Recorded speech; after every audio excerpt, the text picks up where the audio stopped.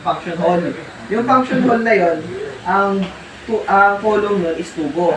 So yung solmera, malapit siya sa dagat. So, automatic, kakalawangin lahat ng mga bakal doon. Tama? So, tinanong namin ngayon si Boysen. Sabi namin, Boysen, ano bang kailangan namin na primer para may iwasan na yung aming bakal ay hindi kalawangin?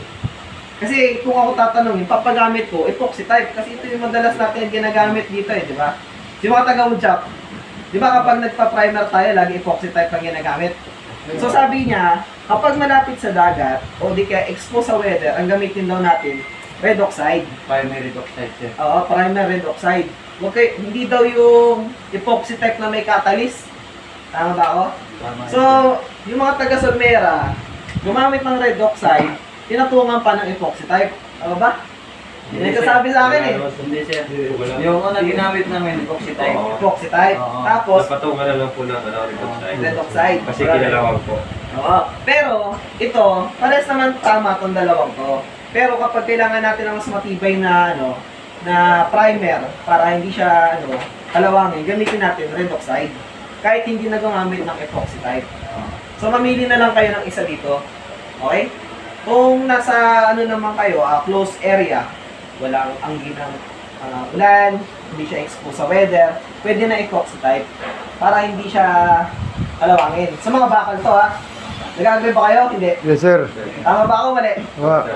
Sige, di ako pintor pero ito, base lang to sa mga tinatanong ko mga pintor. So, itong epoxy type, pwede ba ito patungan ng Acrytex? Hindi. Sino nagsasabing pwede?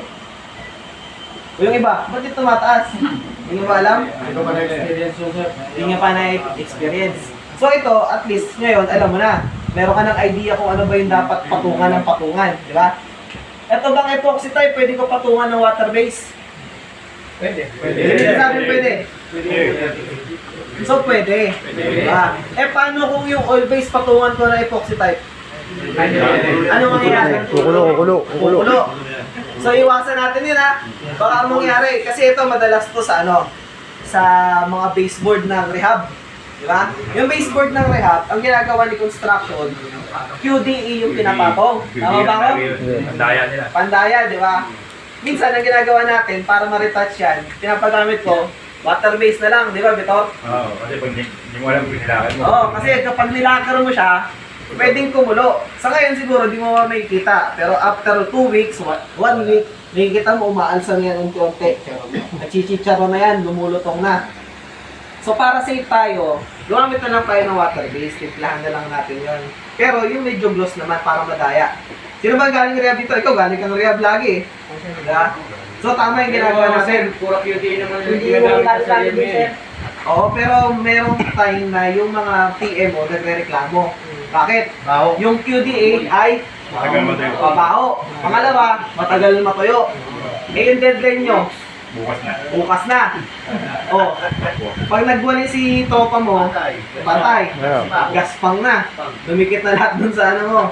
So, pag mga critical, hindi ko naman sinasabing mali o tama. Gumamit na lang tayo ng water base. Pero, kapag may supervisor kayo sa site, ipaalam nyo. Diba? Baka naman pagdating doon, sir, sabi ni Sir Lloyd, gumamit kami ng water type water base O, hindi kayo na lang mag-usap, sir. Hindi. Siyempre, may supervisor tayo, papaalam nyo muna bago tayo bumanat. Ha? Okay, naliwanag yun Yes, sir. Pag may nagreklamo, sabihin ka sa akin, siya pagpinturahin natin. Ha? Sige, sa pang tanong, yung Acrytex ba, pwede patungan ng water base? So, pwede. Yung lacquer type, patungan ng red oxide? Pwede? Hindi ko, wala siya may sabing pwede. Kapag tuyo na Pwede patungan. Ito yung Sige. So, may nagsasabi pwede. Pwede naman yun sa tingin ko. Tapos, so maliwanag na sa inyo yung pagkakasunod-sunod. Yes, sir. Maliwanag baka bigla-bigla ako makakita may gumawa ng report. Sir, yung water base, pinatungan ko ng lacquer type, yung malsa. Chicharon. Ha? Baka balik pa rin nyo to So ito yung pinakamatibay papunta dun sa kumbaga ito yung first coat papunta dun sa top coat natin. Okay? Yes. Sige. Aliwanag, kita mo ba? Baka di mo na yung kita Ano, burahin ka na? Yes, sir. Sige, ganito. Ang sunod naman is, hanggang oras ba tayo dito? Saglit lang naman tayo dito 12. eh. Alas 12, gago, wala na tayo. 7 o'clock, may 15 minutes pa tayo. Magtatawag lang ako ng 2 tao, di ko random lang. Mayroon bang attendance dyan? May number ba yan? Wala pa. Ito pala kayo sige, tapawag na lang ako. Ganito, mag-estimate lang naman tayo ng pag-rehab lang.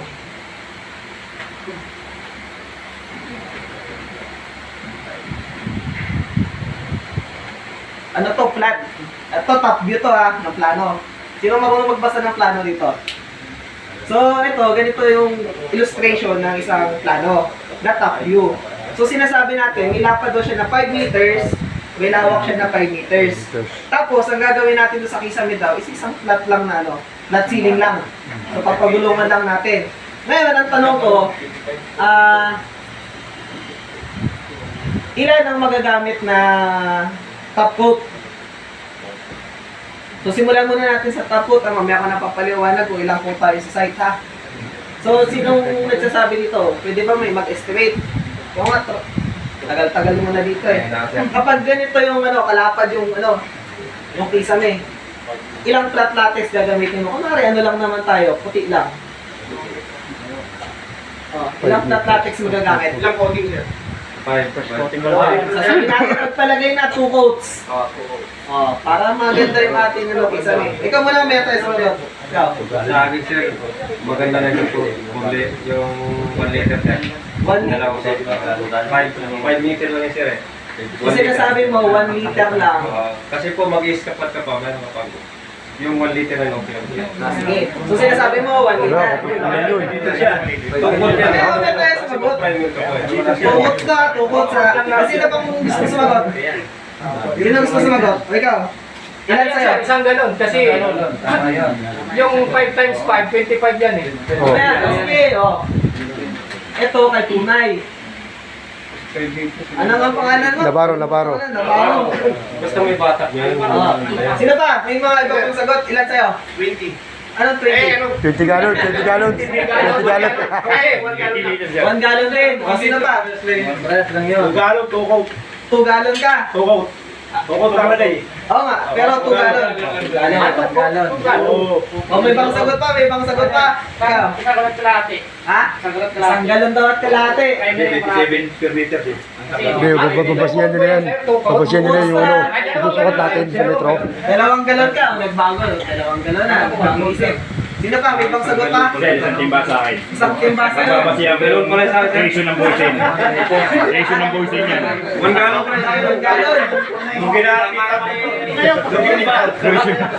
ratio ng boysen yan, boy. 25 gallon sa timba. May mga ibang sagot pa. Wala na. Lalaki na kayo. Sige. Sino nagbabasa dito ng lata ng boys end? Ako sir. Nagbabasa. Ay, nagbabasa kayo. Ilan daw ang coverage ng isang galon? 25, 27. Nakalagay ka sa galon yun. Sige, ganito. O, magaling muna kayo. Kumaya, para tayo nasa sabungan. Ay, magaling na Peter. O, sige, papakita natin paano ba pag-compute. Ito, galing to kay Boysen, coverage. So, sinasabi ni Boysen, sa isang galon daw, ay nagkatumbas na 25 square meter. Dalawa ka yung super saving kailangan. 27, okay lang. Pero mag-base tayo sa 25. Okay? So, sinasabi natin, yung ating daw area ay nasa 5 by 5. Dapat square pala to. O, yan. So, paano ba tayo kumuha ng area ng ito yung area na tinatawag Alam niyo ba ibig sabihin ng area? Mader. Yung area, ibig sabihin, ito yung surface, Surface. kabuuan ng ating ginagawa. So, yung area natin, sinasabi natin, yung kanyang length ay nasa 5 square meter. Yung kanyang width ay nasa 5 square meter din. So, ang gawin natin, pag-multiply lang natin. So, 5 times 5, o ilan to? 25. 25 square meter. Tama. So, sabi nga dito, sa isang galon, 25 square meter. So, ito, matumbas niya agad. Isang galon. Kaso, Dalawa. 2 coats. So, times 2. So, ilan sagot? Dalawa. Oh, edit. Sagot natin 2 galon. May pinang list. So, may nagsagot, 1 galon. O-order na naman sa akin si Kunay next week. Si Navarro, sakto lang. Ikaw, sumagot ka sa akin. Sino yun? Ikaw? Oh, kulang ka rin. Nag-punch list pa tayo. Ito, si, ay nabitot. Sa akin yan. Isang timba, ay bito, isang timba. Dapat pag gumawa tayo, wala nang supply. Abonado ako sa iyo ng dalawang galon eh. Diba? Sa isang timba. 1.6 yan. 4 na galon eh. Yes, sir, yes. Total, may inuwi ka pang 1 galon. So, maliwanag. Yes, sir. Maliwanag sa iyo kung paano tayo mag-estimate ha. Yes, sir. Tapos, ang ginagawa natin sa site, isang primer, tapos 2 top coat. Tama? Yes, sir. Pero kapag may lumabas na mga punch list pa, pwede pa natin patungan. Okay? So, maliwanag sa inyo yun ha. Yes, sir. So, marunong na kayo mag-estimate pagdating sa site. Ayoko nang makakita ng mga mata-mata dyan ha. Sabihin, sir, kaya yan, 1 galon. Ay puta, di mo nga alam kung ilan yung lapad at haba ng inyong kwarto eh. Di ba? Okay. So, sino may mga tanong pa dito? Madali lang tayo. Maraming pwedeng sumagot eh. Paano yun, sir? Meron tayo ginagamit na aqua epoxy ba yun? Saan? Aqua epoxy. Meron tayo pintura dyan eh. Paano yun? Saan i-apply natin yun? May Di natin kasama yun? Oo, meron gano'n. Ngayon, Di natin kasama sa natin sa... aqua epoxy. Oo. Ang aqua epoxy kasi, pagdating sa site, hindi naman siya ganun kagamitin. Sa rehab, may gumagamit ba ng aqua epoxy sa rehab? Wala naman eh, di ba? So, itong aqua epoxy, kaya hindi natin siya din-discuss kasi special siya. Ibig sabihin, ginagamit lang natin siya once na may mga request lang sa atin. Pero ang madalas natin ginagamit is yung mga flat latex, yung mga iba't ibang top coat lang, stucco, diba? Mga ganun, QDE. Sino pa may tanong? Para maliwanag tayo. Baka may nahiya dyan sa tabi-tabi ha, sa mga sulok-sulok ha. Huwag kayong maya. So ano? Di ba total na i-clean na rin sa amin yung square? Ba't hindi na ba i-clean yung sa mga hindi pa nakapag-try ng Nangana. yung bilog tsaka yung triangle? Bilog at triangle. Nakarang taon na ituro niyo sa amin yun. Oo. Para naman alam ng iba, may idea sila. Sige. O, may nagre-request. Ano ba gusto niyo malaman? Yan sir. Paano ba mag-estimate ng ano? Bilog? Tsaka yung square, oo. Para naman parang tatanong, paano yung estimate niya? Paano yung Yung naka-L. Ha? Yung naka-L na anak. Naka-L. Oo. Sige, simulan natin sa naka-L. Sinasabi ko, May idea ganito. lang. Yan. Ano ba to? Naka-L lang talaga? O meron kasi tayo parang angle bar eh. Ayan. Diba? Meron pa parang buntot sa likod. Yan, oo. Ayan. O sige. Pag mag-estimate tayo, kunwari, letter L. So, parang ganito rin naman gagawin natin, length times width. Pero ang gagawin natin, shortcut natin, tinuturo natin, puputulin natin. Kunwari, 2 mukha yan. Kunwari, unang mukha, kapag nakaharap ka sa kanan, ito, kanan. Pag nakaharap ka sa kaliwa, parang pabaliktad naman na L. Tama ba ako? So, pag pinagdikit mo siya, para siyang nakaganyan. Ayan. Tama? Yeah. Ganito yung sinasabi mo. Ayan. So, ang gagawin natin, pwede natin siya putulin papunta dito. Pwede mo rin siya putulin papunta dito. Ano? Kunwari, area 1 natin, kukunin ko ito, isa. Kunwari, ang putol ko para mas mabilis lang ako. Ang gagawin kong putol, parang pa ganito. Ayan. So, kunwari, 2 meters. Kunwari, 2 meters to malapad din naman natin, 2 meters. Tapos ito, 2 meters din. Tapos ito, 5 meters. Tapos ito, 2 meters. 2 meters din to. So, kambal-kambal lang yan, di ba? So, ang gagawin ko, kukunin ko muna to. Tapos, ito nakulang ko pala. Ito ay 8. Kunwari, 8 meters to. Itong haba nitong lalim. So, ito, kukunin ko muna itong part na to. Ito yung tinatawag natin na kunwari, area 1. Pangalawa, ito yung area 2. So, ang gagawin natin, area 1 plus area 2. Ito ngayon yung total area natin. Tama ba ako? Kasi dalawa yan eh. So, paano ko ba kukunin yung area 1? Yung area 1, 2 times 8. So, sa area 1, ito daw ay 2 times 8. Diba? Tapos, dadagdagan ko siya ng area 2. Yung area 2 natin, 5 5 meters, 2 plus 2. O, di 4. O. So, ibig sabihin, pag pinagdagdag ko itong dalawang to, makukuha ko ng total area. So, ilan to? 2 times 8. Oh. Plus, 20. oh. Ilan yung total area ko? 36. Simple lang, di ba? Meron din. Tingnan natin. Sabi ni Sir Lloyd, pwede daw atin kung saan eh. Tingnan natin kung tama. Oh, putulin ko kamo dito. So, nagkaroon ako ng tatlong area. Tama.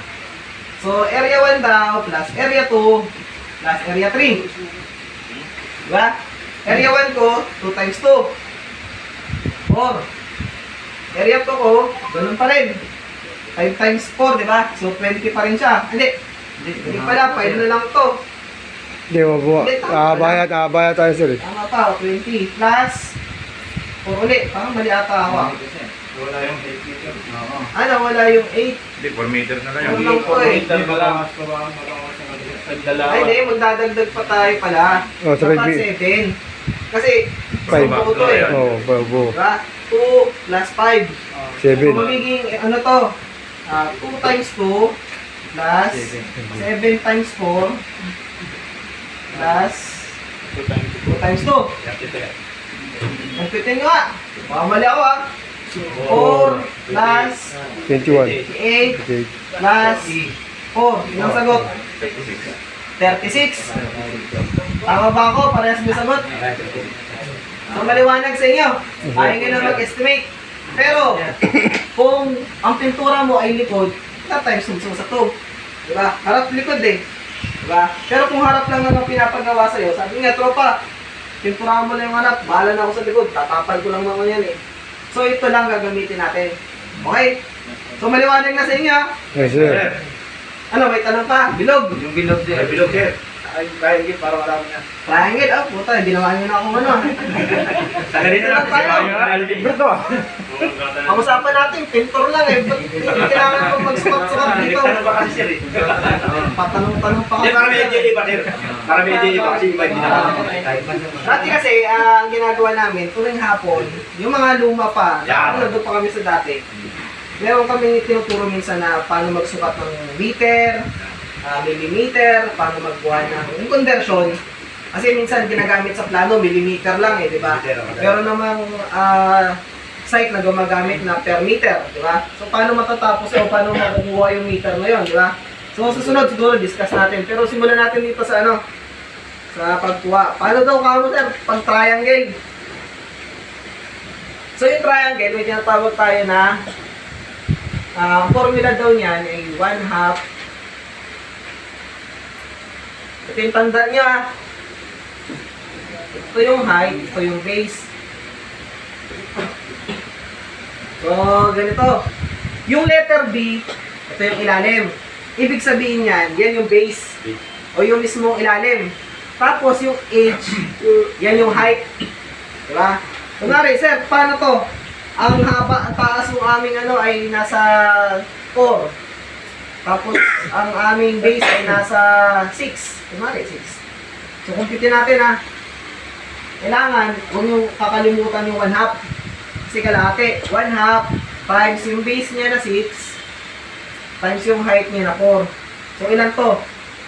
6 times 4. Divided by 2. Di 12. Ito yung sagot. Huwag nyo kakalimutan. Ha? Kapag nag-ano tayo ng ng area, meter, nalagyan lagi ng S, ibig sabihin square meter. Ha? So, maliwanag na sa inyo pagkuha ng Yes sir. So, tatandaan lang natin, kailangan nyo makuha muna yung taas ng triangle. Tapos yung baba nun. Huwag nyo lang kunin itong nasa gilid. Ang pagulo lang yan. So, ito lang. Ha? Para mabilis lang tayo. Okay? Okay na sir. Bilog daw. Ang palatandaan namin dati dyan, 1/2 base times height. So, yung base, ilalim, yung taas niya height. Okay na? Bilog. Magpahirap pa.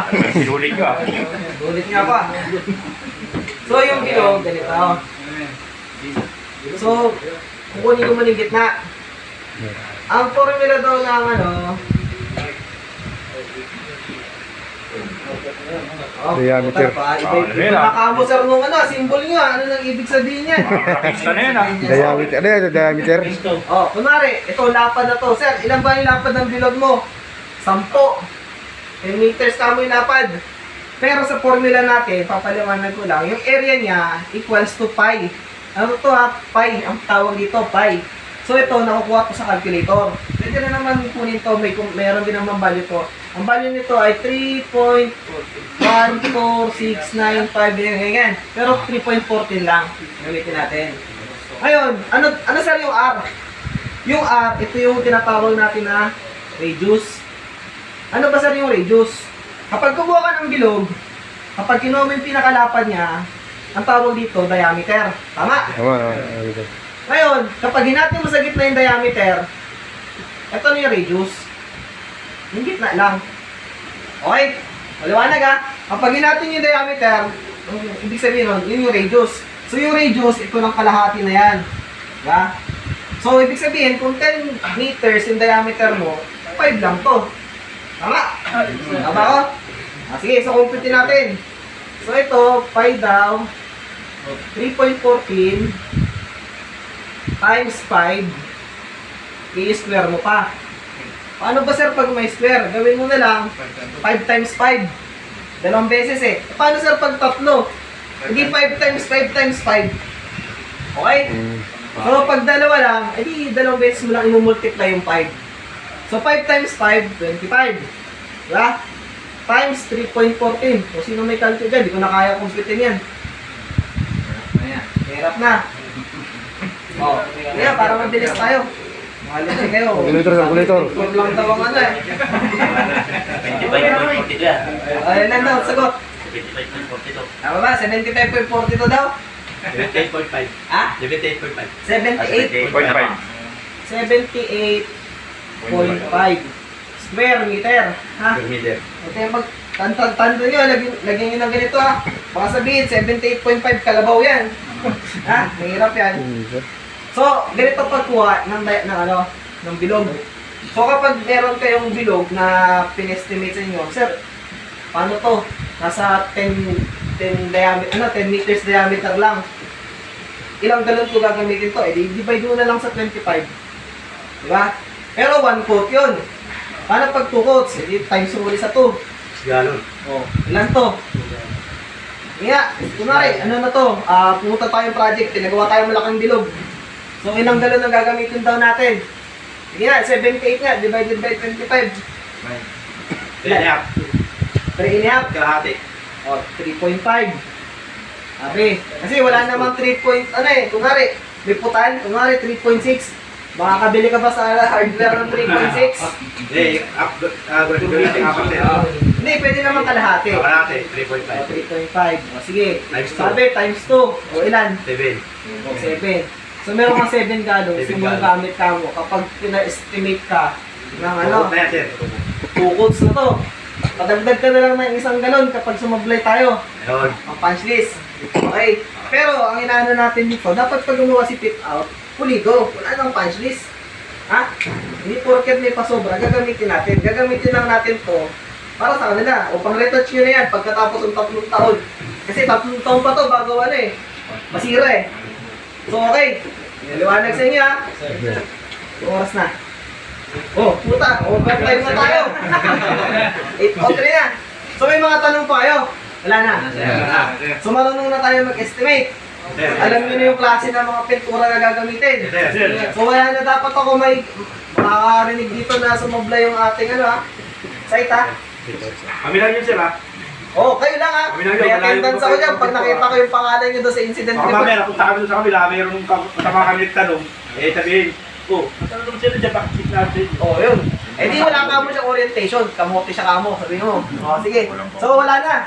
Okay na tayo. May mga tanong pa kayo? Talo. Paano sa kung halimbawa yung mga ano natin may design? Oh, sige. Anong klaseng design? Halimbawa mga wood strip. Wood strip. O anong klaseng wood strip ba yung mga madalas mong na-encounter? Mga 1 by 1. 1 by 1. 1 by 2. Example na lang yung sa example mo na yung sa wool. Example mo yung sa wool dun sa Berlin. Sige. Ganito na lang para mabilis. Ilan yung lapad ng elevator mo? Kunwari, ito di ba tatlong mukha yun? Kunwari, tatlong mukha yung elevator mo. Dito sa kabilang mukha, salamin. Oh. Tama. Kalahati dito, parang pindutan ng elevator. So, kunwari, ito yung latis mo. Kunwari, buong latis. So, ito yung buong latis, ilalagay mo. So, itong dalawa, wala mo na, hindi mo na kasama. O, sige. So, yung ating elevator, madala siguro, nasa ilan yung estimate mo punay doon? Ilang metro yun? Lapad. 45 sir, 1.5. 1.5. Ilan ang taas doon punay? Yung naman kabisado. 2.4. Pagpalagay na natin, 2.4. Kasi taas ng ano. Ha? Kasi yun, di ka pumupunta ng elevator, puro kahagdan eh. O sige, estimate natin. Sinasabi nga, may latis dyan. Pagpalagay na natin kung ano-anong design ni latis. O, ganyan. Tapos, syempre, yung latis mo, kunwari, 1 by 1, itong likod, syempre, hindi nakasama. Tama? Pero, ang ginagawa natin, may isang coat yan para hindi masira yung kahoy. Diba? So, pinoprotection na natin. So, ito may 1 coat lang. Tapos, itong tatlong side na to, ito yung pinipinturahan natin ng stain. Tama ba ako? O, sige. So, ito daw ay magkakadikit. Paano ganyan? Good strip. So, ito, meron din to. Tama? So, ang gagawin na lang natin para mabilis tayo, kukunin mo yung lapad, tsaka taas. So, katulad din nun, 1.5 times 2.4. O ilan to? Compute nga ako. Kung computein mo, eh, nako, sayang yung dayo mo dito eh.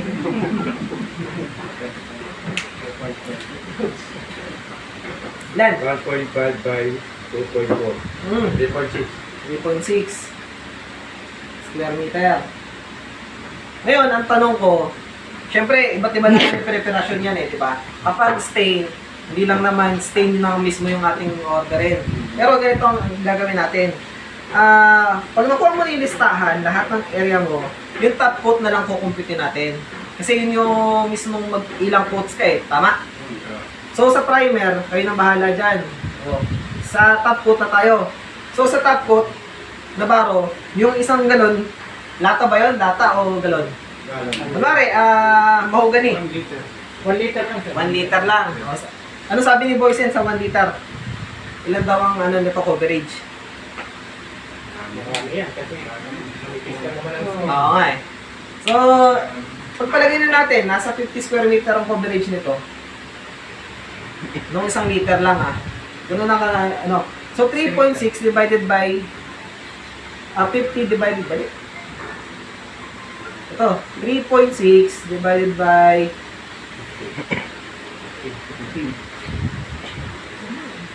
hindi. Ito, 50 divided by 3.6. Mali, wala. Ano pa? Nalilito na ako kaya ano ah. Sige nga, computing mo nga to. 3.6 divided by 50. 0.72. Ha? 0.72. 0.72. Puta. Umorder ka na lang ng 1 litro. Hindi, ganito. Hindi may rapat. Oo, para hindi ka na mahirapan. Hindi, ganito. Kapag gumagawa tayo ng latis, madalas, ang kino-cover natin dyan is, isang set kasi ito eh, madalas. So, hindi siya pwede orderin lang ng ito lang. Mangangamote tayo eh. Kasi yung halo nun, hindi siya, di ba parang hindi siya consistent, hindi siya sakto. So, kapag ganito, ang gagawin mo na lang, ang madalas ko kasi pinapagawa sa site, kapag nag-estimate ako, nagpapagawa ako ng sample. Kunwari, sample. Di ba nakakapansin kayo, nagpapagawa kami 600 by 600. Tapos, pinapalista namin, ilan yung mga nagamit mo dito? Kunwari, ano ba yung mga ginagamit natin sa stain? Gas. Ha? Paint thinner. Ano pa?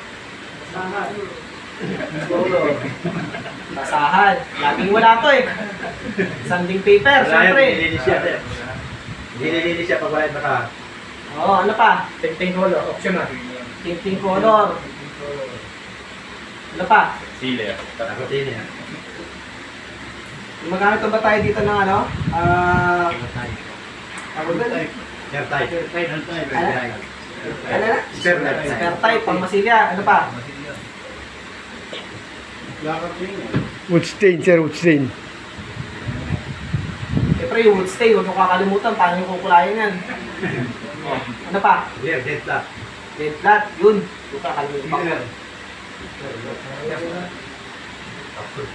Rear gloss. Oh. Palagay na ito yung magagamit natin para makatapos sa isang latis. So, gano'n na. Bahala ka na kung 100 o 150 o hanggang 1,000 ano, grit. Diba? So, kunwari ganito. Ginagawa natin, nakagamit ako dyan ng, palagay na natin na ano, 0.25 o di ka 1/4 na liter lang. Diba? Ganito rin to. Basahan mo, kunwari 3. Matakaw basahan eh. Tapos sa sanding paper, o tigda 2. Oh. Tinting color. O, optional na rin to, di ba? Sealer. Lagyan natin, sang ano, Panggalo. manggalo na. Spare type. Hindi naman butas-butas siguro yon. 1 liter na lang din. Wood stain, o 1 gallon. Dead flat. Dalawang buga, o pagpalagay na. O. Sealer, ganyan din. Kunwari ganyan. Sa listahan na to, nakatapos tayo ng 3 ganito. 3 panel. Ay, ayun, di ba? Sir. Tama ko? Sir. So ito, pag itong in-order ko, kaya kong gumawa ng 3 panel ng elevator car. So ang gagawin mo na lang, i-divide mo na lang ito lahat sa pagka-3. Parang ganun. So pag na-divide mo ito sa 3, madali na natin ma-order yung isang panel. Diba? Kasi kung ako tatanungin, pag ganitong in-order sa akin ni Chavez, tingin ko kaya na makatapos to 3 hanggang 4 na panel. Diba? So safe na siguro yung 3, depende ko na lang sa 3. Basta sagot ko na yung tanong mo kung ilan yung magagamit dito. Diba?